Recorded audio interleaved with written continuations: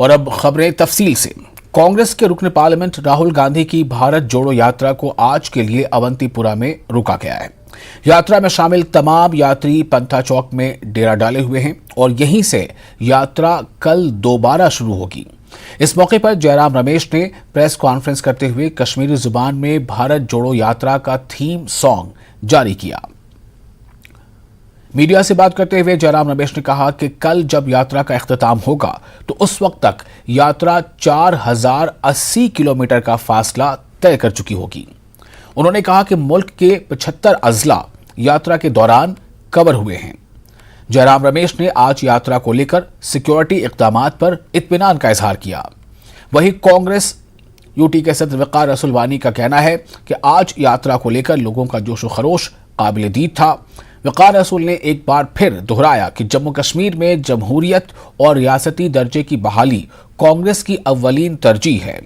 उन्होंने बीजेपी पर निशाना साधते हुए कहा कि यात्रा में लोगों की शमूलियत इस बात का सबूत है कि लोग नफरत की सियासत का खात्मा चाहते हैं। काबिल जिक्र है कि प्रियंका गांधी वाड्रा और पीडीपी सदर महबूबा मुफ्ती समेत दीगर कायदीन आज की भारत जोड़ो यात्रा में राहुल गांधी के साथ शामिल हुए। न्यूज 18 से बात करते हुए कांग्रेस यूटी के सदर वकार रसूल वानी ने कहा कि हम ख्याल जमातों ने इस रैली को लेकर जबरदस्त कारकर्दगी का मुजाहरा किया है। भारत जोड़ो यात्रा आज आखिरी चरण में चल रही थी और इस टाइम ये फाइनल अपनी डेस्टिनेशन यहाँ अवंतीपोरा पहुंच गई है। हमारे साथ बात करने के लिए मौजूद है कांग्रेस के सदर वकार रसूल वानी। वकार साहब, आज दिन के हवाले से बताइए, क्या आज मुतमईन हैं आप जो सिक्योरिटी जिस तरह के इंतजाम रहे?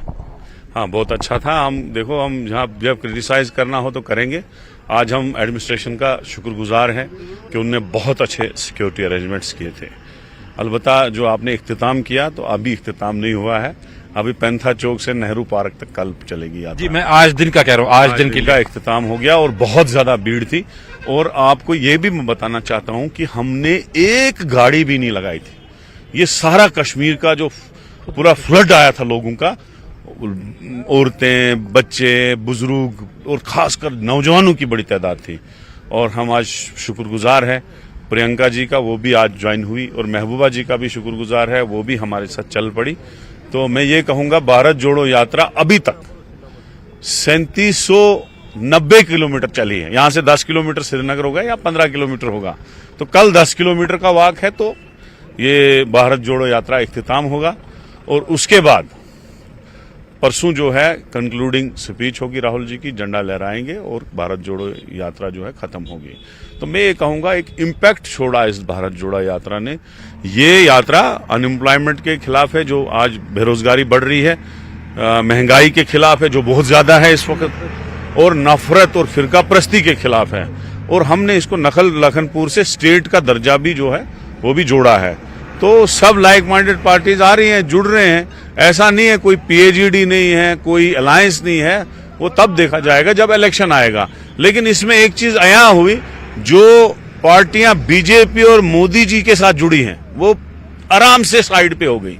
जो लोगों को बोल रहे थे नहीं जी हम सेकुलर फोर्सेस हैं, वो है, ये है, आज वो मोदी जी के साथ ही जुड़ी रही। आजाद साहब की तरफ आपका इशारा है। उन्होंने सोचा कि अगर हम यहाँ आए तो मोदी जी कहीं नाराज ना हो जाए, कहीं उसके आंसू जाया ना हो जाए। तो मसला ये है कि हम चाहते हैं कि सेकुलर फोर्सेस मजबूत हो, वो ही खुशहाल कश्मीर यहाँ लौटे जो खुशहाल कश्मीर आज से 20-30 साल होता था, और यहाँ के नौजवानों को रोजगार मिले। और राहुल जी का दिल जो है प्यार मोहब्बत से कश्मीरी आवाम के लिए बहुत धड़कता है। 30 तारीख को जो रैली होने जा रही है उसमें भी न सिर्फ रीजनल पार्टीज बल्कि बाकी भी जो लाइक माइंडेड पार्टीज हैं वो भी उस रैली में शामिल रहेंगी। कैमरामैन फिरोज वानी के साथ परवेज भट्ट, नेटवर्क 18, अवंतीपोरा। और राहुल गांधी समेत दीगर कायदीन ने 40 सीआरपीएफ जवानों को खिराज अकीदत पेश किया जो 2019 के लिथपुरा पुलवामा में हुए हमले में शहीद हो गए थे। जोड़ो यात्रा अपने आखिरी चरण में यहाँ इस टाइम लथपोरा पुलवामा में पहुंची है। यहाँ लथपोरा पुलवामा के बारे में आप जानते ही होंगे कि यहाँ पे 2019 को जो फिदाइन हमला हुआ था उसमें तकरीबन 40 के करीब जो है सीआरपीएफ जवानों ने अपनी जानें गंवाई थी। यहाँ इस टाइम यात्रा रोक दी गई है और जो राहुल गांधी हैं वो यहाँ पे श्रद्धांजलि दे रहे हैं उन जवानों को जिन्होंने शहादत प्राप्त की थी। यहाँ पे यही वो जगह है, यहाँ पे आप लोगों को भी देख सकते हैं, लोग घरों से बाहर निकले हुए हैं और ये सुबह से ही जो है राहुल गांधी का इंतजार कर रहे थे। यहाँ पे आपको बता दूं साथ में कि आज पूरे 4 साल हो गए हैं उस फिदाइन हमले को। 2019 में फेब के महीने में वो हमला हुआ था जिसमें काफी सारी जो है सीआरपीएफ एहलकारों की जानों का नजराना दिया था। उन्होंने यहाँ पे आप देख सकते हैं कि रैली फिर से यहाँ से शुरू हो गई है। कुछ देर के लिए यहाँ पे रैली रुकी थी और राहुल गांधी जो हैं उन्होंने इन जवानों को श्रद्धांजलि दे दी, जिसमें राहुल गांधी के साथ जो सीनियर पीडीपी लीडरान हैं वो भी शामिल है। कैमरामैन फिरोज वानी के साथ परवेज भट्ट, नेटवर्क 18, पुलवामा। कांग्रेस के सीनियर लीडर जयराम रमेश की तकरीर पर रद्द-ए-अमल जाहिर करते हुए साबिक वजीर और डेमोक्रेटिक आजाद पार्टी के जनरल सेक्रेटरी आरएस चिब ने कहा कि जयराम रमेश का गुलाम नबी आजाद से जाती मसला है। उन्होंने कहा कि जयराम रमेश जम्मू कश्मीर के बारे में नहीं जानते। गुलाम नबी आजाद जम्मू कश्मीर में काफी मकबूल और हर दिल अजीज है। उन्होंने राहुल गांधी को भी निशाना बनाया और कहा कि जम्मू कश्मीर में कांग्रेस जीरो है। हमारे सिर्फ 2 लीडर कांग्रेस में शामिल हुए हैं। वाज़ेह रहे कि जयराम रमेश ने डीएपी को डोडा आजाद पार्टी और एक जगह पर डिसअपियरिंग आजाद पार्टी भी कहा था। देखिए, यहाँ तक जनाब आजाद साहब का संबंध है, आप जानते हैं कि आजाद साहब भारत की राज्यसभा में लीडर ऑफ अपोजिशन रहे और विद इन कांग्रेस जयराम रमेश को कुछ पर्सनल आजाद साहब के नाम से उसको प्रॉब्लम है और जयराम रमेश जो कह रहा है वो बिल्कुल गलत है। बल्कि उन्होंने ये भी कहा कि राहुल गांधी जी ने ये भी कहा उसकी बात के साथ बात मिला करके 90% कांग्रेसमैन उनके साथ है, विच इज़ टोटली रॉन्ग। हमने केवल 2 लोगों को निकाला, अब उन्होंने कुछ फेक नाम आगे पीछे वर्करों को दे दिया। उन्होंने कहा जी ये लोग भी जो है डीएपी छोड़ के कांग्रेस में आ गए, विच इज़ टोटली रॉन्ग। सो जयराम रमेश जी की स्टेटमेंट में कोई वजन नहीं है, बिल्कुल एक फेक स्टेटमेंट है। हम उसको टोटली उसको मानते नहीं हैं। और इसके साथ साथ मैं ये भी आपसे कहना चाहूँगा कि अगर आप भारत जोड़ो यात्रा को देखें लखनपुर से लेकर के आगे तक, लखनपुर में क्या हुआ, इन्होंने कांग्रेस ने सब लोगों के साथ बैक किया, ऑलमोस्ट बैक किया। लाल सिंह जी कहा कि आप वहाँ लोग जुटाओ। जब वो बड़े बड़ी होर्डिंग लगा दिए, लोग बुलाया तो उसको अपमानित किया इन्होंने, स्टेज पर नहीं उसको बैठने दिया। और उसके बाद कठुआ से लेकर के सांबा जम्मू तक इनकी यात्रा बिल्कुल विफल रही। केवल एक कंजवानी चौक के ऊपर कोई 10-20 लोग थे जो पीडीपी के लोग थे, वो झंडे लेकर खड़े थे। Otherwise totally it was failure. बनाल में इनकी यात्रा हो नहीं सकी। अब ये जो बनाल के बाद गड़बड़ी हुई है, आपने देखा होगा, जो ये कहते हैं सिक्योरिटी लैब्स की बात करते हैं, वो इसलिए हुआ कि कांग्रेस के 2 गुट हैं। एक गुट था मीर साहब का, एक गुट है विकार रसूल का। मीर साहब क्योंकि उनका कंस्टिट्यूंसी नज़दीक थी डूरू और काजी को उनके पास थी, मीर साहब ने अपने लोग जुटाए और विकार रसूल ने अपने लोग बहनाल से ले गया। इन दोनों गुटों में जब आपस में झगड़ा हुआ, एक गुट कहता था हम आगे हूँ, दूसरा कहता था हम आगे हूँ, जिसकी वजह से वहाँ गड़बड़ी हुई और उन्होंने सारा ब्लेम जो था सिक्योरिटी फोर्स पर थोप दिया। जयराम रमेश की प्रेस कॉन्फ्रेंस हुई है। जी हां, जयराम रमेश ने प्रेस कॉन्फ्रेंस की। उन्होंने कश्मीरी जुबान में भारत जोड़ो यात्रा का थीम सॉन्ग जारी किया और इस तरह से कल यात्रा 4080 किलोमीटर की मुसाफत मुकम्मल कर लेगी, ये भी उन्होंने बताया। कल दोपहर 2 बजे राहुल गांधी प्रेस कॉन्फ्रेंस करेंगे। आज सिक्योरिटी का अच्छा बंदोबस्त है, यह जयराम रमेश ने यह बात भी कही है। साथ ही कहा कि बड़ी तादाद में लोगों ने यात्रा में शिरकत की। गठबंधन के बारे में भारत जोड़ो यात्रा फोरम नहीं है। गठबंधन के संबंधित मामलों के बारे में मुझे कुछ कहने का। सभी पार्टियों ने स्वागत किया है, पीडीपी ने स्वागत किया है, सीपीएम ने भी स्वागत किया है, नेशनल कॉन्फ्रेंस तो स्वागत किया है। फारूक साहब मौजूद थे, उमर साहब मौजूद थे भारत जोड़ो यात्रा में, महबूबा जी भी मौजूद थी। अलग अलग और भी अलग पार्टी जो जम्मू एंड कश्मीर में है उन्होंने स्वागत किया है। पर जैसा कि मैंने कहा, गठबंधन की राजनीति अलग है। भारत जोड़ो यात्रा चुनावी राजनीति से ऊपर हटकर है। यह विचारधारा की राजनीति के आधार पर भारत जोड़ो यात्रा निकाला गया है। जो पार्टियां हमारा स्वागत कर रही हैं भारत जोड़ो यात्रा का, चुनावी मामले में और कोई रवैया अपना सकती है, मैं नहीं बोल सकता हूं उसके बारे में। पर अब आज के हालात में हमने कोई कोएलिशन या सीट शेयरिंग या अलायंस के बारे किसी भी पार्टी के साथ बात नहीं की है। भारत जोड़ो यात्रा का मकसद वो नहीं था। और आगे बढ़ते हैं, आपको बताएं कि डेमोक्रेटिक आज़ाद पार्टी के नायब सदर GM सरवरी ने आज कांग्रेस पर तनकीद की और कहा कि जैसे ही गुलाम नबी आज़ाद ने कांग्रेस पार्टी छोड़ी, कांग्रेस पार्टी जम्मू कश्मीर में बैकफुट पर आ गई। उन्होंने कांग्रेस के सीनियर लीडर जयराम रमेश पर भी तनकीद की और कहा कि वो भारत जोड़ो यात्रा में भीड़ दिखाने में नाकाम रहे। उन्होंने मजीद कहा कि गुलाम नबी आज़ाद बहुत मशहूर लीडर हैं और जम्मू कश्मीर के आम आवाम की फलाह व बहबूद के लिए काम करते हैं। मुझे मालूम नहीं कि वो किस ख्वाबी गफलत में यहाँ जम्मू कश्मीर में राजताज जो है वो गुलाम नबी आज़ाद का, ये कांग्रेस जो चल रही थी वो गुलाम नबी आज़ाद साहब के दमखम पे यहाँ चल रही थी। जब 27 साल के बाद गुलाम नबी आज़ाद साहब ने रियासत जम्मू कश्मीर में आए तो 27 साल के बाद उन्होंने यहाँ गवर्नमेंट बनाई और उसके बाद 2005-2008 में वो चीफ मिनिस्टर बने और वो गोल्डन दौर जिसमें जम्मू कश्मीर का नक्शा उन्होंने बदल दिया, वो शायद जयराम रमेश जी को मालूम नहीं। और ये भी मालूम नहीं, एक तरफ से 5 पार्टियों की यात्रा चल रही है लखनपुर से लेके तो कश्मीर तक, एक तरफ से एक प्रोटेस्ट हो रहा है गुलाम नबी आज़ाद साहब की पार्टी का, उसका मुकाबला अगर करेंगे उसकी चौथाई के बराबर उनकी तादाद नहीं थी। अब इसीलिए बहाना बनाया हमारे पास सिक्योरिटी नहीं, लिहाजा ख़त्म शुद्ध कि उन्होंने यहीं पे ख़त्म कर दिया। लिहाजा ये बात कहने की है, रियासत जम्मू कश्मीर में गुलाम नबी आज़ाद साहब का सिक्का कल भी था, आज भी रहेगा और परसों भी रहेगा, क्योंकि एक ऐसे लीडर हैं जो यहाँ के हिंदू, मुसलमान, सिख, ईसाई, बुद्ध, जैन सबको प्यारे हैं और सबके लीडर हैं। मसावाद से उन्होंने अपना दौर यहाँ 2005 से 2008 तक जो दिखाया है, हर डिस्ट्रिक्ट को अपना अपना हक बराबर दिया है, जम्मू और कश्मीर को पूरा हक दिया है। जो यहाँ जम्मू और कश्मीर के साथ जातियाँ होती थी वो जम्मू के साथ जाति गुलाम नबी आज़ाद साहब के दौर में नहीं हुई और वो गोल्डन दौर था। उस दौर को देखते हुए आज लोग कहते हैं हमारा अगला चीफ मिनिस्टर जो होगा वो गुलाम नबी आज़ाद साहब होगा। बहुत बहुत शुक्रिया। जम्मू कश्मीर के साबिक वज़ीर आला डॉक्टर फारूक अब्दुल्ला ने शहीदों को खिराज अकीदत पेश करने के लिए सांबा में मुनक़िद की जा रही अति विष्णु महायज्ञ में शिरकत की।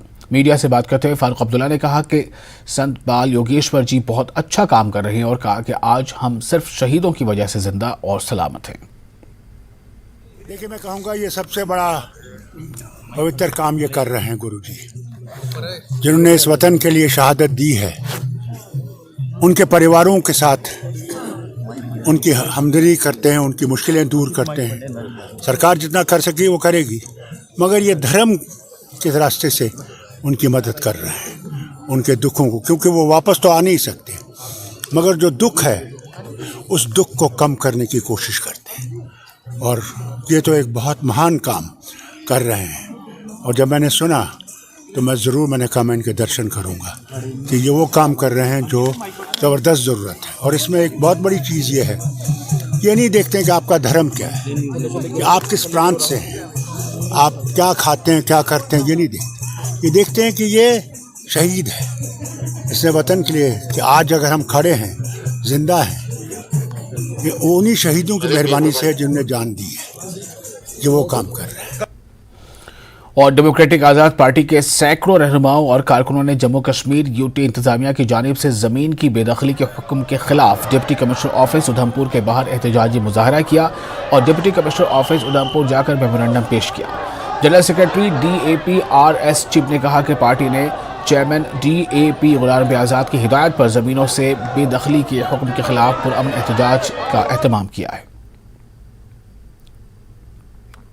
बहुत बड़ा प्रोटेस्ट जो है वो उधमपुर में किया गया, जिसमें हज़ारों की तादाद में लोग जमा थे और औरतें सबसे ज़्यादा थी, क्योंकि सताए हुए लोग हैं। आज मुझे यहाँ उधमपुर में यही समझ आया कि ये लोग ज़्यादा सताए हुए हैं, क्योंकि हिलिटेरियन है यहाँ, इनको ना ज़मीन, ये पंजाब तो नहीं है कि उसका मुकाबला किया जाए। यहाँ लोग अपना गुजारा करते हैं इसी ज़मीन पे। यहाँ बहुत कम ज़मीन है इन लोगों के पास, ज़्यादा से ज़्यादा कनाल, 2 कनाल, 5 कनाल, 10 कनाल ज़मीन है, जिससे माल मवेशी भी पालते हैं और उसमें अपना गुजारा भी करते हैं। उस ज़मीन को उजाड़ने के लिए जो गवर्नमेंट ने ये काला कानून किया है, उसके खिलाफ आज उधमपुर में हमने डीसी को मेमोरेंडम, साहिबा को मेमोरेंडम दिया। और भारत जोड़ो यात्रा श्रीनगर के मज़ाफ़ात पांथा चौक तक पहुंच गई है। यात्रा कल श्रीनगर में दाखिल होगी। यात्रा पांथा चौक से नेहरू पार्क श्रीनगर तक होगी। यात्रा के पेश नज़र एसके स्टेडियम के इर्द गिर्द तमाम हिफाजती इंतजाम किए गए हैं। राहुल गांधी 30 जनवरी को आवाम से खिताब करने वाले हैं। सिक्योरिटी एहलकारों, मुंतजमीन, वहां काम करने वाले मजदूरों के अलावा किसी को भी एसके स्टेडियम के अंदर जाने की इजाज़त नहीं है। वैसे दिल्ली से हूँ और कन्याकुमारी से हम कंटिन्यू 14 स्टेटों में लगाते आ रहे हैं होल्डिंग बैनर यूथ कांग्रेस की तरफ से। कहाँ कहाँ यहाँ आपने बैनर लगाए? पूरा रोड पे लगता है हमारा बैनर, जहाँ जहाँ यात्रा चलती है। यात्रा के साथ साथ हमारी 4 टीम वर्क करती है, हम बैनर लगाते हैं यात्रा के साथ साथ। अच्छा, ये गाड़ियों पे लगना है, उसको साथ लेके आते हैं, जो रिमूव होता है, फिर आगे इन्हीं को रोडों पे लगाते हैं। अच्छा रिस्पांस मिला हमें यात्रा में और यात्रा अच्छी चली है। पब्लिक ने भी सपोर्ट किया है हमें। हर स्टेट में हमें अच्छा रिस्पांस मिला है। एक स्टेट का नाम ले नहीं सकते, हर स्टेट ने अच्छा किया है। जाता है बहुत ठंड में, हमारा ऊर में बहुत ज़्यादा गर्मी है, इधर आके बहुत ठंड में आदमी को रुकने नहीं सकते। ये राहुल जी के काम के लिए आया था, ये पूरा इतना ठंड भी रहेगा तो भी अच्छा काम ही चलना पड़ता है ना। तो कुछ वो भी आ रहे हैं पैदल पे, इतना दूर कन्याकुमारी से सब मिलने के लिए आ रहे हैं, हम भी उसके साथ है, बहुत खुश है हमारा। भारत जोड़ो यात्रा 7 सितंबर को कन्याकुमारी से शुरू होते हुए जो है कल उसने कश्मीर एंटर किया है और कश्मीर एंटर करते ही यहाँ की जो पॉलिटिकल पार्टीज की तरफ से जो है सपोर्ट देखा गया। हमने देखा कि नेशनल कॉन्फ्रेंस के सदर उमर अब्दुल्ला ने भी जो है भारत जोड़ो यात्रा में पार्टिसिपेट किया कश्मीर एंटर करते ही। उसके बाद आज हमने देखा अवंतीपोरा से जो पंथा चौक का सफर था राहुल गांधी का भारत जोड़ो यात्रा का, तो वहाँ जो है महबूब मुफ्ती जो कि पीडीपी की सदर है, उनके साथ साथ जो है इल्तिजा मुफ्ती ने भी उस भारत जोड़ो यात्रा में पार्टिसिपेट किया। भारत जोड़ो यात्रा जो पैदल मार्च हो रहा था यहाँ पंथा चौक तक, वहाँ जो है पूरी तरीके से सिक्योरिटी के अरेंजमेंट्स किए गए थे, वहाँ पर सिक्योरिटी पर्सनल्स मौजूद थे और यहाँ भी हम देख रहे हैं कि यहाँ भी सिक्योरिटी के खासे इंतजाम किए गए हैं, क्योंकि यहाँ पर राहुल गांधी की जो कंक्लूडिंग सेरेमनी होगी, चूंकि कल जो है पांथा चौक से लेके नेहरू पार्क तक उनका भारत जोड़ो यात्रा होगा और उसके बाद 30 जनवरी को यहाँ पर आके वो लोगों को खिताब करेंगे। अब देखना ये होगा कि क्या कुछ इश्यूज पे बात की जाएगी। न्यूज़ 18 के लिए अयूब खान के साथ फजा ज़ैनब। ब्रेक के बाद एक बार फिर आपका स्वागत है। रामबन में दिल दहलाने वाला वाकया पेश आया। रामबन तहसील की पंचायत बालीहोट के एक दूर अफ्तादा गांव संदरोट में आज सुबह 3 खवातीन समेत एक खानदान के 4 अफराद अपने मकान में मुर्दा पाए गए। एक दीगर खातून के जिला अस्पताल रामबन में मुंतकली के दौरान मौत हो गई। एसएसपी रामबन मोहिता शर्मा का कहना है कि शुबह है कि इनकी मौत दम घुटने से हुई है। महलूकिन की शनाख्त चैन सिंह, इनकी बीवी शंकरी देवी, बेटियां संदेशा देवी और मोनिका देवी के तौर पर हुई है। मकामी सरपंच के मुताबिक ये वाकया उस वक्त रोशनी में आया जब चैन सिंह के भाई को उनकी कोई खबर नहीं मिली, तो उन्होंने मकामी पंच को उनके घर खैरियत दरियाफ्त करने भेजा, जहां उन्होंने घर के अफराद की लाश देखी। आखिरी इत्तलात आने तक लाशों को पोस्टमार्टम के लिए जिला अस्पताल रामबन भेज दिया गया था। 5-6 दिन हो गए हैं को मेडिसिन नहीं पहुंची, इनका कोई वो नहीं था मेडिसिन लाने वाला। नहीं, मतलब क्या बात क्या थी? बीमार थे या ठंड की वजह से? ठंड की वजह से मौत हुई है। क्या नाम? या तो बीमार थे या तो ठंड की वजह से हो गई। नहीं, माल मवेशी भी मर गया आधा सर। अच्छा, कुत्ते से वो कुत्ते माल मवेशी को खा रहे हैं। अच्छा, तो क्या नाम क्या था इनका? क्या क्या? ये चैन सिंह के सुपुत्री है। अच्छा, मुन्ना जी। अच्छा, जानवर कितने? जानवर कोई करीब सर देखे उतना पहले तो हमने इनको देखा, वो तकरीबन कोई 15 भेड़े हैं अच्छा। और गायें भी 8-10 और 10 गाय एक ही कमरे में एक ही हाँ मतलब ये घर में एक साइड ये सोते थे, एक साइड वो था। मुझे ये बताइए कितने दिनों से पता नहीं चल रहा था इनका घर, मतलब लोग इन्होंने कंटेक्ट नहीं किया ना। अभी तक जो तफसीलात हैं उसमें 3 आदमी जो हैं वो डेड पाए गए हैं इनके घर में ही। तो एक को जिसको कहा जा रहा था कि सांसें अभी चल रही हैं, उनको यहाँ हॉस्पिटल में लाया गया है। तो यहाँ भी डॉक्टर ने उसको डेड डिक्लेयर कर दिया है। और कुल मिलाकर 4 की तादाद पहुँच गई मरने वालों। हाँ, और ये भी इंफॉर्मेशन है वहाँ से आ रही है कि कुछ मवेशी भी इनके घर में जो है वो भी मर चुके हैं। तो अभी एग्जैक्ट डिटेल का जो है पता नहीं चल पा रहा है। तो हमारी टीमें जो हैं वो वहाँ पे काम कर रही हैं, पहुँच चुकी हैं। कुछ ही देर में उसकी डिटेल भी सर, कौन सी जगह घटना है रामबन डिस्ट्रिक्ट और कितने दूर है यहाँ से? कितना है? बलिहोत विलेज है ये। यहाँ से गाड़ी से उतर के भी बहुत पैदल जाना पड़ता है और वहाँ बर्फ़ भी काफ़ी है। तो बड़ी मुश्किल से हमारी टीमें जो QRT है, पुलिस है, रेवेन्यू है, ये टीमें वहाँ पहुँच चुकी हैं। तो अभी हम एनिमल हस्बेंड्री और शीप हस्बेंड्री की टीमें भी यहाँ से डिस्पैच कर रहे हैं, क्योंकि मवेशियों का भी वहाँ जो है मरने का सुना गया है। तो इसलिए वो टीमें भी वहाँ जल्द ही पहुँच जाएंगी।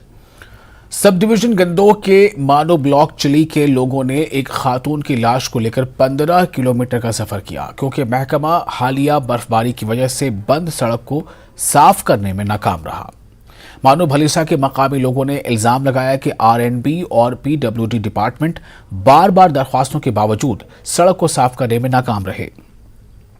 उत्तराखंड में 5 दिन कबल फौत हुई खातून की लाश को ले जाने के लिए इनके पास कोई चारा नहीं था। वहीं मुतल्लिका महकमे का कहना है कि बर्फबारी बहुत ज्यादा हुई, इसलिए सफाई में ताखीर हुई। चिल्ली थे मनो आन तक कम से कम पूरा दिन लग गया, हो सके रात भी लग जाए। कोई रोड को समस्या इस वक्त थोड़ी कोई नहीं कि ना गड्डी किधर नहीं। एम्बुलेंस चिल्ली में रुक गई, उससे पूरा लोग बेचारा जेगा परेशान हाल है। किस तरह बारिश में टुरेगा के उनको कहना लेनो चल, उनको जरिए ही नहीं कोई।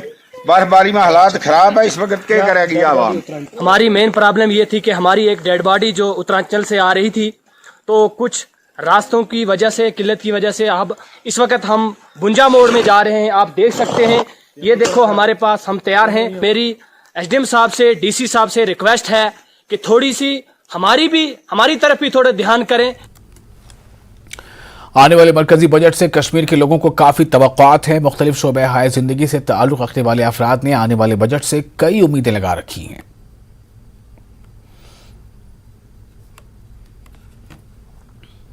जो आने वाला बजट है किस तरह उसको आप देख रहे हैं? देखिए, जहाँ तक बजट का ताल्लुक है, ये होता है तखमीना कि साल के लिए हमको क्या क्या अहदाफ है, किन किन कामों पर पैसा कहाँ कहाँ खर्च हो जाएगा। लेकिन जहाँ जो हमारे मूल जो मुद्दे हैं हमारे, जो इस वक्त जो बड़ा कंसर्न है वो बेरोज़गारी का है। दूसरा, तो इसके बारे में हमें कोई ख्याल कि इस साल मुझे लगता है कुछ जॉब के लिए कुछ रखा होगा इन्होंने, वो तो मुझे लगता है कि इनके बारे में अगर अभी इन्होंने सोचा होगा तो फर्स्ट जो प्रेफरेंस होनी चाहिए वो जॉब के बारे में होनी चाहिए। यहाँ पे जितने भी बेरोज़गार हैं वो चाहते हैं कि बजट में अगर उनको शामिल किया जाए। बड़ी मुश्किलात का सामना है यहाँ उन लोगों को जो अभी तक मुस्तकिल नहीं हुए हैं। अगर उनको इस बजट में शामिल किया जाए, उनकी तनख्वाहों को या जितने भी यहाँ पे बेरोज़गार है उनके लिए कोई ऐसी बजट तैयार की जाए ताकि जो मुश्किलात है वादी कश्मीर के उनका अजाला हो जाए। जब ये बजट पेश होने जाएगा तो अब सब लोगों को हमें बहुत उम्मीद है कि जो भी ये मतलब इसके डिसीजंस, इसकी पॉलिसीज़ बनाएंगे तो बस लोगों को ध्यान में लेके सब कुछ करेंगे। अभी देखो कितनी बेरोज़गारी है, गवर्नमेंट को इसको ध्यान में रखकर लोगों के लिए फ़ैसला लेना पड़ेगा। रोज़मर्रा की चीज़ें आइंदा सिर्फ चढ़ते रहते हैं, रेट चढ़ते रहते हैं। हम लाते हैं, आज लाया 200 में, कल 300 दे दो भाई, ये क्या हो रहा है? कम से कम कुछ गरीब को फ़ायदा होना चाहिए। ये दुकानदारों को काम नहीं है कुछ, ऊपर से रोज़मर्रा की चीज़ में चढ़ता रहता है दिन ब दिन। हम यही उम्मीद रखते हैं कि हमारे साथ कुछ नरमी होनी चाहिए। यहाँ मौसमी सरमा आता है, 4 महीने हम बैठे रहते हैं। गवर्नमेंट को चाहिए कि वो कुछ पैकेज इनके लिए रखे। ट्रेडर्स फेडरेशन की तरफ से जो हमारी ट्रेडर्स फेडरेशन है हम यहाँ 3-4 महीने में बहुत सफ़र कर रहे हैं। दुकानदारी खासकर जो तिजारत तबका है बहुत सारे सफ़र कर रहे हैं। हम नीचे तबकी मिडिल क्लास जो लोग हैं उनको इन 3 महीनों में बहुत सारी प्रॉब्लम होती है। इसलिए हम चाहते हैं कि आने वाले बजट हमारे लिए अच्छी उम्मीदें लेके आए। 2023 के मरकजी बजट से आम लोगों को काफी उम्मीदें हैं। लोगों का कहना है कि जम्मू कश्मीर में सरकार ने फिल वक्त जरूरत से ज्यादा टैक्स नाफिज किए हैं। टैक्स को खत्म करने की बेहद जरूरत है। अवाम ने मांग की कि जीएसटी और इनकम टैक्स स्लैब्स में भी आम आदमी को राहत दी जानी चाहिए और प्राइवेटाइजेशन और इंडस्ट्रीज पर भी सरकार को ध्यान देने की जरूरत है। इस वक्त हम जनूबी कश्मीर का दिल कहलाए जाने वाले लाल चौक अनंतनाग में है और आम आदमी से बजट 2023 से क्या तवक्कात जुड़ी है तो उस सब पर बात करेंगे। हमारे साथ कुछ मकामी लोग भी यहाँ पर जुड़े हुए हैं। आप बताइए क्या इस वक्त सूरत हाल है और आम बजट से क्या तवक्कात? देखिए, यहाँ तक जो इकोनॉमिक डिस्पैरिटी है उस इकोनॉमिक डिस्पैरिटी को कैसे ख़त्म किया है, हाँ ये मुमकिन नहीं है कि एक झलक में उसको ख़त्म किया जा सकता। लेकिन अगर आप इसकी तरफ, चाहे ये सरकार है या पिछली वाली सरकार, तो उन्होंने इसकी तरफ ध्यान नहीं दिया और इसकी तरफ ध्यान देना चाहिए। आम लोगों का जो इस बजट के साथ तवक्का ये है कि कम से कम वो बजट जीएसटी जिसने पूरे दुनिया के गरीबों को कंबर बैठाएगी वो कम होना चाहिए या खत्म होना चाहिए, या टैक्सेस की जितनी शरह बढ़ रही है वो उसमें कम हो। इसी तरह बहुत सारी चीजें हैं। आप देखिए, लोन भी हो, अगर लोन आसान तरीकों से दिया जाए जिसपे बेरोजगार लोग काम करें तो उनका भी रोजगार चलेगा। तो छोटे लोगों की छोटे बातें या मिडिल क्लास की जो नजरें हैं तो वो रोजमर्रा की जिंदगी के साथ है। उनको इस चीज से कोई गर्ज नहीं है कि बैनुल-अक़वामी सतह पे किस तरह का बिजनेस हो। और सरकार का यही तरीका होता है कि वो एक साहिबान होता है आवाम का। सरकारें ये नहीं होती कि वो डंडा लेके हमें खड़े हों। सरकार का ये तरीका होता है कि किस तरह उसकी आवाम को ज्यादा से ज्यादा सहूलियत मिले। पिछले 4 साल से यहाँ की जो इंडस्ट्री है वो पूरी ठप हो चुकी है। यहाँ के जो दुकानदार हैं उनके पास भी काम नहीं है। जब इंडस्ट्री यहाँ चलेगी तब तो ये दुकानदारी भी चलेगी, तब तो ये मार्केट चलेगा। हमारी यही रिक्वेस्ट रहेगी गवर्नमेंट से, जो बजट है वो ऐसा होना चाहिए जिससे यहाँ के लोगों को फायदा मिल जाए। अगर हम कश्मीर की बात करेंगे या हॉर्टिकल्चर का जो सेक्टर है ज्यादा टैक्स दे रहे हैं या कश्मीर के लोग ज्यादा टैक्स दे रहे हैं, तो यही रिक्वेस्ट रहेगी कि मतलब अगर जो बजट की बात करें तो बजट ऐसा होना चाहिए जिससे आम लोगों को फायदा मिल जाए। तो नाज़रीन, आप देख सकते हैं कि जिस तरह से ये आम लोगों से हमारी बात हुई तो क्या तवक्कात है जो 2023 का बजट है, तो ये चाहते हैं कि आम आदमी को उसमें जो है राहत मिलनी चाहिए। जिस तरह से टैक्स स्लैब्स की बात करेंगे, जो टैक्स स्लैब जो 18% सरकार ने आयद की है तो उसमें भी ये चाहते हैं कि कमी आ जाए उन टैक्स स्लैब्स में भी। चाहे जीएसटी की बात करेंगे या फिर जो सैलरीड क्लास जो लोग हैं उनके टैक्स की बात करेंगे, तो इन लोगों को काफी तवक्कात है जो 2023 का बजट पेश होने वाला है उस हवाले से। न्यूज़ 18 के लिए लाल चौक अनंतनाग से मुदस्सिर कादरी। आम लोगों की नजरें आइंदा बजट पर हैं। एक घरेलू खातून जो अपना किचन चलाती हैं उन्हें भी आम बजट से तवक्कुआत हैं। ऐसी ये खातून डॉक्टर समिधा कहती हैं कि हुकूमत को सब्जियों, फलों और गैस की कीमतों में कमी करनी चाहिए। संभालती हैं तमाम वो चीज़ें जो यूज़ होती हैं घरों में, उसको देखती हैं, परचेज़ करती हैं। क्या लगता है कि जो यूनियन बजट है उसमें किस किस कहाँ से किस सेक्टर में कहाँ रियायत होनी चाहिए ताकि आम लोगों को उसका फ़ायदा मिल सके? सबसे पहले मैं आपका शुक्रिया अदा करूंगी कि आपने अपना कीमती समय दिया। मैं एक डॉक्टर होने के साथ साथ एक गृहिणी हूं और गृहिणी होने के नाते मैं उन सब नारियों की तरफ से आपको ये कहना चाहती हूँ जो घर की गृहिणियां हैं, जो घर चलाती हैं, कि आज की समय में बढ़ती महंगाई ने कहीं ना कहीं सब लोगों को इफेक्ट किया है। तो इसमें सबसे बड़ा जो हम ये चाहते हैं अपनी सरकार से, हमारी उनसे ये इल्तिजा है कि वो इस चीज पे स्पेशली ये ध्यान दें कि किस तरह से एक रहन सहन जिसको हम बेसिक कहते हैं, food is a basic need of life. तो अगर हमारी फूड आइटम्स, हमारे घर की गैस ले लीजिए आप, हमारे घर का खाना ले लीजिए, फल फ्रूट ले लीजिए, दालें ले लीजिए, तो इन सब में कुछ ऐसा रेट हो जो सब इस चीज को अफोर्ड कर सकें। इतने सालों में परिवर्तन देखती हुई आ रही हूँ, हमारी मदर से हम तक कितना रेट्स में इंक्रीज आ गया है और इस चीज में इस रेट्स की इंक्रीज की वजह से एक आम आदमी ने सिर्फ अपने आप को नियमित कर लिया है कुछ 1-2 दालों से। तो मेरी सरकार से ये विनती है कि वो इस तरफ देखें, क्योंकि गैस अगर नहीं होगी तो कोई खाना कैसे बनाएगा, और खाना अगर कम बनेगा घर में क्योंकि वो गैस की बचत कर रहे हैं, तो हम कैसा भारत बना रहे हैं। नौजवानों को भी आने वाले मरकजी बजट से बहुत उम्मीदें वाबस्ता है। न्यूज 18 ने ऐसे ही कुछ नौजवानों से बात की जिन्होंने कहा कि हम चाहते हैं कि हुकूमत रोजगार के साथ साथ तालीमी कर्ज भी फराहम करे ताकि वो भी अपने करियर में तरक्की कर सके। मुझे यही उम्मीद है कि ज़्यादा जॉब अपॉर्चुनिटीज़ आएंगी, इससे हमें ज़्यादा न्यू एम्प्लॉयमेंट आएगी, ज़्यादा इंडस्ट्रीज़ आएगी तो उससे ज़्यादा एम्प्लॉयमेंट आएगी। तो हाँ, ये अच्छा है। जब से 370 भी हटा तो हमें उम्मीद है कि जितने भी लोग अगर अनएम्प्लॉयड है उनकी नौकरियां लग जाएंगी।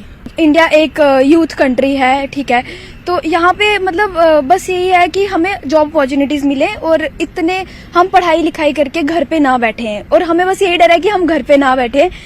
और मेरी बस यही उम्मीद है कि हमें थोड़ा स्टूडेंट लोन, स्टडी लोन वगैरह भी, उसके लिए भी थोड़ा सोचा जाए हमारे। कि पता नहीं गवर्नमेंट की ऐसी अपॉर्चुनिटीज़ होंगी इस बजट में, इससे रिलेटेड कुछ ऐसी स्कीम्स या व्हाटएवर कुछ चीज़ें शुरू होंगी कि उनके करियर ऑप्शंस में उनको हेल्पफुल होगा।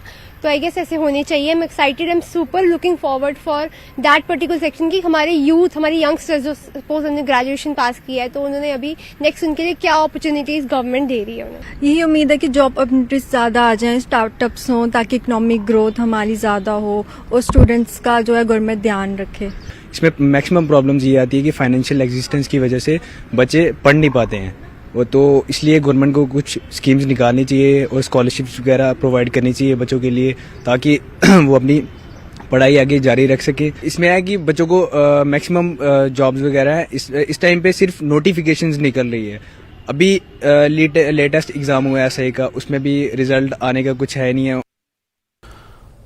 ब्रेक के बाद फिर आपका स्वागत है। जम्मू कश्मीर में सरकारी जमीन पर कब्जे हटाने का काम जारी है। तहसीलदार केगम के निगरानी में रेवेन्यू एहलकारों की एक टीम ने गांव पेरपुरा में कार्रवाई की और सर्वे नंबर 334, 335 और 336 के तहत 15 कनाल सरकारी अराजी और सर्वे नंबर 351 के तहत कचराई की 35 कनाल अराजी को वागुजार किया। इस जमीन पर जम्मू कश्मीर के साबिक वजीर हसीब दराबू और उनके खानदान के अफराद का कब्जा था। सर्वे नंबर 564 के तहत सरकारी अराजी पर 40 दुकानें तामीर की गई थी। आज executive magistrate first class Shopian ने उसे सील कर दिया। Demolition drive was conducted at village Ramnagri, Tehsil, Shupian, in which we were able to retrieve around 600 canals of Kacharai land. Notably, among the 600 canals, 7 canals are under the possession of Ghulam Nabi Ture, who happens to be the president of Traders Federation Shupian. So this was the second drive in a day. Earlier in morning, we have seized 40 shops which were built on survey number 534, that is state land at village Hargam, and that was on spot handed over to municipality for further course of action. Poonch जिले के तहसील सरनकोट में सरकारी अराजी से नाजायज तजावुजात हटाने की मुहिम के दौरान पोठा गांव में सरकारी अराजी पर बनाए गए एक निजी स्कूल दस्तगीर एकेडमी को सील कर दिया गया है। ऑपरेशन की क़यादत मोहम्मद अफजल नायब तहसीलदार सरनकोट ने की। हम कर रहे हैं तो उसी सिलसिले में आज हमने जो है एक प्राइवेट स्कूल था उसको अपने कब्जे में लेके जो है उसको सील किया है। और उसके अलावा जो हमारे पास तकरीबन 6 से 7 कनाल जो अराजी है, जो मेन अराजी है यहाँ पे लोगों के कब्ज़े में थी, उनको हमने अपने कब्ज़े में लिया है। इसके अलावा भी जिस कदर भी जो इंक्रोचमेंट पाई जाएगी उसको हम वक्तन जो है वो हटाएंगे। कि ऑलरेडी हमने नोटिस दिया था 7 दिन के अंदर, तो कुछ लोगों ने जो है वो अपना कब्ज़ा जो है खुद ही हटाना शुरू किया है और अपना ताकि वो नुकसान से भी बच पाए। ज़ुबान, अदब और लोक रिवायतों पर 3 रोज़ा बैनुल-अक़वामी कॉन्फ्रेंस आज यहाँ जम्मू में शुरू हुई। इस कॉन्फ्रेंस का इनेकाद जम्मू की क्लस्टर यूनिवर्सिटी के शोबे लिसानियात, स्कूल ऑफ ह्यूमैनिटीज़ और लिबरल आर्ट्स ने किया। कॉन्फ्रेंस में मुल्क की मुख्तलिफ यूनिवर्सिटियों के लिसानियात के सरबराहान शिरकत कर रहे हैं। क्लस्टर यूनिवर्सिटी जम्मू शोबा उर्दू के सरबराह प्रोफेसर शाहनवाज कादरी ने कहा कि बोली जाने वाली मुख्तलिफ ज़बानों और मखसूस ज़बान से मुतालिक लोक दास्तानों पर रोशनी डालकर नौजवान नस्ल को ऐसे मज़ामीन से रोशनास कराने के मकसद से ये कॉन्फ्रेंस मुनक़िद की गई है। कॉन्फ्रेंस को अच्छा रिस्पांस मिला है और जम्मू के मुख्तलिफ कॉलेजों के तलबा और स्कॉलर्स की एक अच्छी खासी तादाद इसमें शामिल है। रोज़ा कॉन्फ्रेंस है जिसमें ज़बानों के साइंस यानी लिसानियात के बारे में बात होगी, लिंग्विस्टिक्स के बारे में बात होगी और फोकलोर के बारे में स्टूडेंट्स को अवेयर किया जाएगा। ये हमारी 3 रोज़ा कॉन्फ्रेंस है बैनुल अक़वामी सतह पर। अभी जो हमारी नेशनल एजुकेशन पॉलिसी 2020 जो आई है, जो एक गेम चेंजर के हिसाब से देखी जाती है, उसमें थ्रस्ट है कि मदर टंग पर जोर हो, उसमें ये थ्रस्ट है कि लोकल लैंग्वेजेस पर जोर हो। तो इन लैंग्वेजेस का जो डॉक्यूमेंटेशन होता है, अगर एक अच्छी यूनिवर्सिटी, एक अच्छा डिपार्टमेंट इस पहलू को लेकर आगे बढ़ता है तो जाहिर है इसका इफेक्ट बहुत जगह होगा और इससे सेमिनार का एक विजिबल इम्पैक्ट और लोगों को मिलेगा। पूरे भारत में और जम्मू और कश्मीर में भी, विशेषतः जम्मू और कश्मीर में भाषा बहुत ही इम्पॉर्टेंट रोल प्ले करती है। हमारे पूरा देश जो है वो भाषा के ऊपर बना हुआ है, जितने स्टेट्स हैं भाषा के ऊपर हैं। और दूसरी बात है, अगर हम दूसरे लेवल पर देखें, बहुत सारी ऐसी बोलियां हैं जो कि हमें मेन बोलियां तो पता होती हैं किसी स्टेट की, डोगरी पता है, कश्मीरी पता है, पर ऐसी बहुत सारी छोटी छोटी बोलियां हैं जो कि लोगों के आइडेंटिटी के साथ, पहचान के साथ जुड़ी हैं, उनके कल्चर के साथ जुड़ी हैं। और उन बोलियों में बहुत सारा लिटरेचर है, वही फोकलोर है, वही साहित्य है, उसमें बहुत सारी नॉलेज है, कल्चर है, मेडिसिन की नॉलेज है। तो अगर इस तरह की बातें हम करते हैं जैसे कि इस कॉन्फ्रेंस में की जा रही है, तो इन सबको बचाने में हमें सहायता मिलेगी। ऐसी तकरीबात का इनेकाद ऑलमोस्ट हर यूनिवर्सिटी में होना चाहिए, क्योंकि अगर हम ऐसी तकरीबात करते हैं, इससे हमें कम से कम ये तो पता चल जाता है कि किस इलाके में कितनी भाषाएं, कितनी लैंग्वेजेस ऐसी है, कितनी ज़बानें ऐसी है जो अब ख़त्म हो रही हैं। बहुत सारी लैंग्वेजेस ऐसी है जो बोली तो जाती थी पर अब नहीं बोली जाती हैं। तो अगर हम ऐसे प्रोग्राम्स करें, कम से कम हमें ये तो पहला ये समझ में आ जाएगा कि हम उन लैंग्वेज को कैसे बचाएं, पहला वो। दूसरा, हर एक ज़बान में अपना एक इल्म होता है, नॉलेज होती है, और वो जो इल्म है, वो जो नॉलेज है, वो हम सारा रिकवर कर सकते हैं ऐसे प्रोग्राम्स इनेकाद करके। सूर्य सप्तमी के मौके पर मट्टन अनंतनाग के माटर सूर्या मंदिर में खुसूसी हवन और पूजा का एहतमाम हुआ। इस मौके पर कश्मीरी पंडितों और दीगर अकीदतमंदों ने हवन में शिरकत की। हवन के दौरान पूरे मुल्क, खासकर जम्मू कश्मीर में क़याम अमन और खुशहाली के लिए प्रार्थना की गई, जबकि माटन भगवान की पूजा भी की गई। वाज़ेह रहे कि माटन का ये मंदिर तारीखी अहमियत का हामिल है और हर साल मुख्तलिफ मजहबी रसूमात की अदायगी के लिए पूरे मुल्क से यहाँ हज़ारों श्रद्धालु आते हैं। भक्तजन इसमें भाग लेते हैं, तो इसको सूर्य सप्तमी भी कहा जाता है और रथ सप्तमी भी कहा जाता है। जो साउथ के लोग हैं बाहर के, तो वो रथ सप्तमी के नाम से इसको जानते हैं, तो हम इसको सूर्य सप्तमी का नाम देते हैं। और सूर्य भगवान जी का ही आपको तो पता है, ये विशेष करके सूर्य भगवान जी के 2 ही जगह मंदिर विशेष प्रसिद्ध माने गए हैं। उसके बाद तो जगह जगह बने हुए हैं। तो एक तो कश्मीर का मारतंड सूर्य मंदिर, मारतंड तीर्थ क्षेत्र, और दूसरा कोणार्क उड़ीसा का, जिसको रथ मंदिर भी बोलते हैं जी। तो यहाँ पर सूर्य भगवान जी का जन्म स्थान है, तो यहाँ पर विशेष करके पूजा पाठ इत्यादि होता है। जब कोई सूर्य ग्रहण होता है तब भी यहाँ पर पूजा पाठ इत्यादि होता है कि धर्म न दूसर सत्य समाना, सत्य के समान कोई धर्म नहीं है। और विशेष करके एक और हमारी चौपाई आती है कि जिन हरि भक्ति हृदय नहीं आनी, जीवत शव समान ते ही प्राणी। जिस इंसान ने इस मृत्यु लोक में आकर, इस संसार में आकर भगवान की भक्ति अपने मन में, हृदय में नहीं लाई, तो वो एक शव के समान जी रहा है व्यक्ति।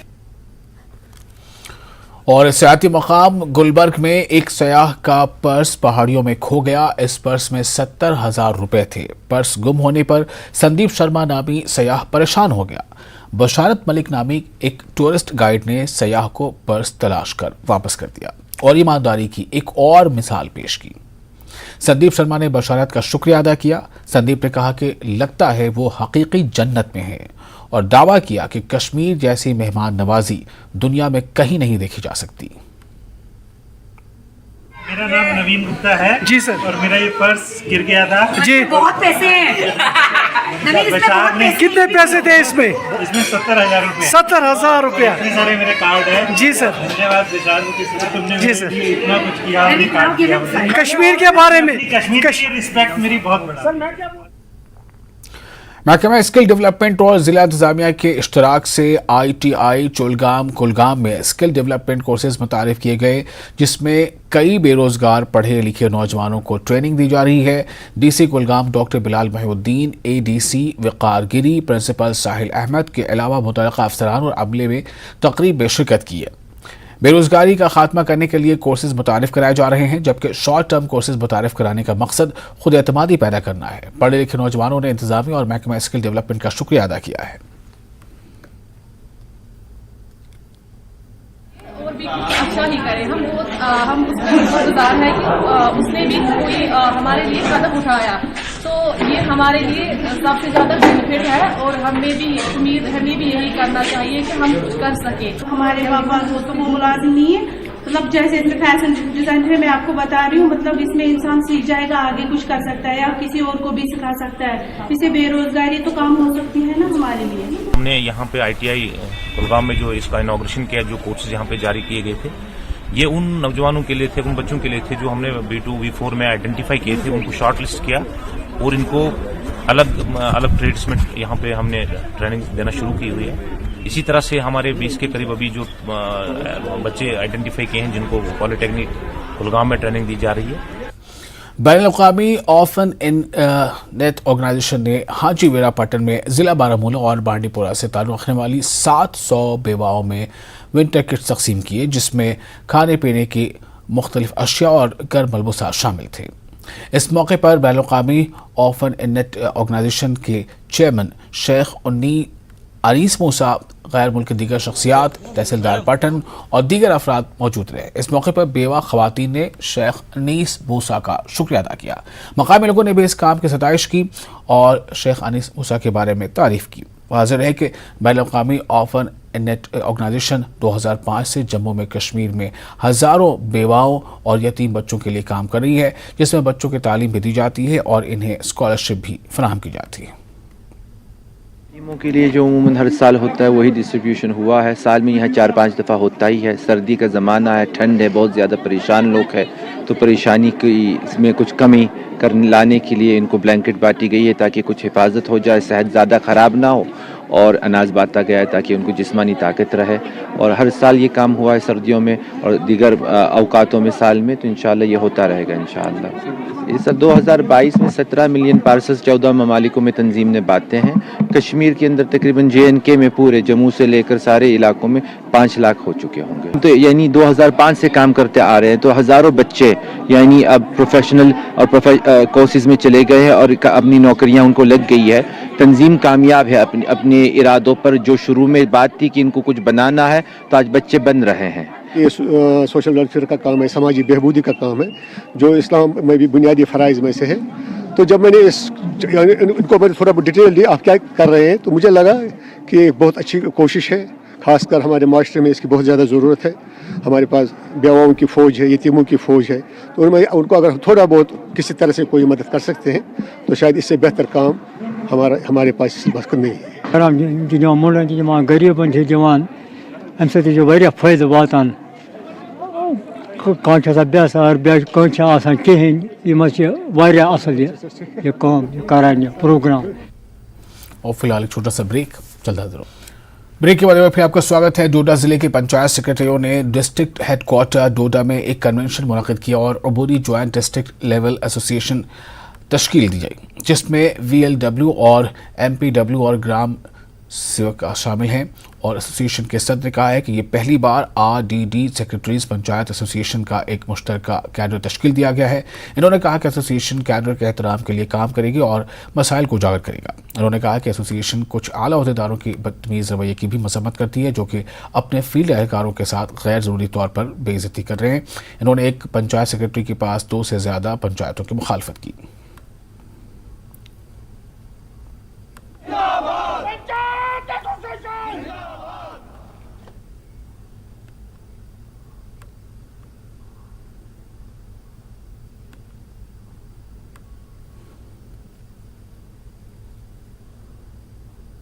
की तरफ से कि उन्होंने एक क्राइटेरिया फिक्स किया था कि एक पंचायत सेक्रेटरी को कैसे ट्रांसफ़र किया जाए और कैसे उसकी पोस्टिंग की जाए।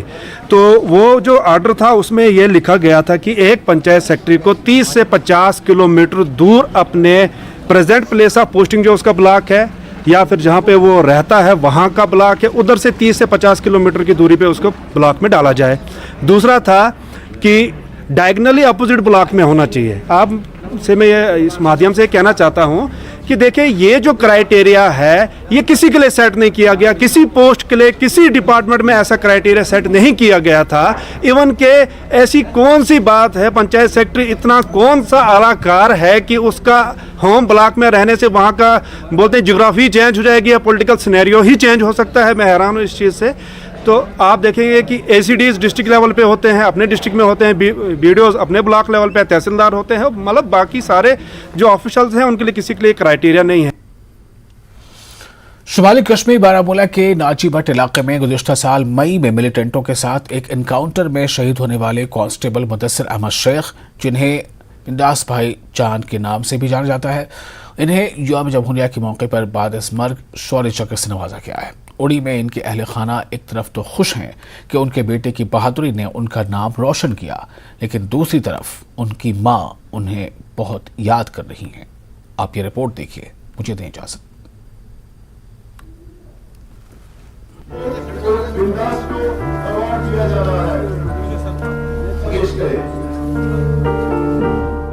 शहीद कांस्टेबल मुदस्सिर अहमद उर्फ बिंदास भाईजान को उनकी बहादुरी के लिए बाद-अज़-मर्ग शौर्य चक्र से नवाजा गया।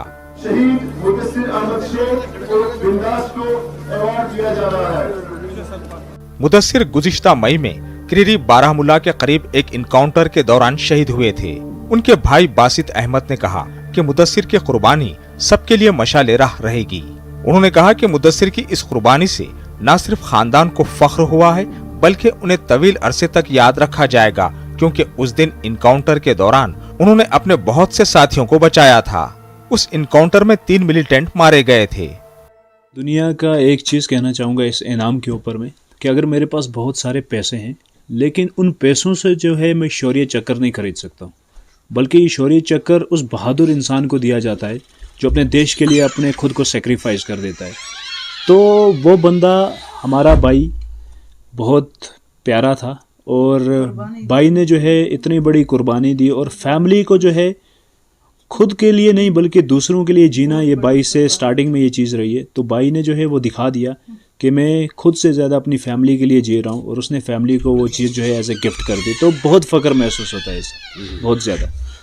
घर में बहुत खुशी का माहौल है लेकिन साथ में गम भी है। मरकजी वजीर दाखिला अमित शाह ने अपने दौरे कश्मीर के दौरान शहीद मुदस्सिर के घर का भी दौरा किया था। बारामूला कस्बे में तहसील चौक का नाम भी बिंदास चौक रख दिया गया, जहां पर मुदस्सिर का मुजस्समा भी नस्ब किया गया है। मुदस्सिर की वालिदा ने कहा कि जब उन्होंने सुना कि उनके बेटे को इस आला तरीन अवार्ड से नवाजा गया है तो उन्हें बेहद खुशी हुई।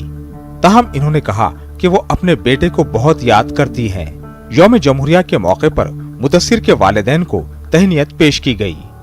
शामस 10 बजे आव अस दिल पे फोन, वो तुहंदिस बचस दितक अवार्ड शौर्य चक्र, तो सारे मुबारक ताय, सारे खुशी त कर दबक लड़कन कह नत कह बहादुरी कर, देश बापत कर कह नत कह कर, अम मूजूब वस ताम यूत आव न कंसे कत्या गई शहीद कत्या गई, मगर बस वारिया फख्र कर मोन बच्चा बहादुर, बिल्कुल होनहार, सह खोसन वोल कहीं, सह 10 बचत पकान, सह नस नुकसान वातन वोल कहीं। बह क्या हेक वन, सह मेस दिलस मज, सह तीस कालस दरवाज नबर नान कह, तीस कालस मे रुखसत हेवान। चलो तस वस ताम यूत आबदान तस किस्मतस मज, तुम खेन तो द्राव पानस। चलो सु जहान करनस खुदा सन रसूल करनस रुत। उड़ी टाउन के रहने वाले मुदस्सिर ने ग्रेजुएशन के बाद महकमे सेहत में काम करना शुरू किया, लेकिन कुछ अरसे बाद वो जम्मू कश्मीर पुलिस में स्पेशल पुलिस ऑफिसर SPO बन गए थे। मुदस्सिर को पहले DPL बारामूला में तैनात किया गया और उनकी मेहनत और पेशावराना महारत के नतीजे में पुलिस की एलिट इंसदादी दहशतगर्दी फोर्स स्पेशल ऑपरेशंस ग्रुप में तरक्की दी गई थी। मुल्क के तई मुदस्सिर अहमद शेख की खिदमात को सराहते हुए उन्हें बादत मर्ग बहादुरी के सबसे बड़े एजाज शौर्य चक्र से नवाजा गया। मुदस्सिर अहमद उर्फ बिंदास ने अपनी जान का नजराना पेश करके न सिर्फ अपने कई साथियों की जान बचाई बल्कि वतन अजीज की हिफाजत पर मामूर अपने जैसे कई नौजवानों के लिए एक मिसाल कायम कर दी। बिंदास के अहल खाना को अगरचे इनके बेटे के चले जाने का गम है, ताहम इस बात का इत्मीनान भी है कि इनके बेटे ने मुल्क के लिए अपनी जान का नजराना पेश करके उनका सर फख्र से ऊंचा कर दिया। न्यूज़ 18 जम्मू कश्मीर के लिए उड़ी से मैं सज्जाद हुसैन।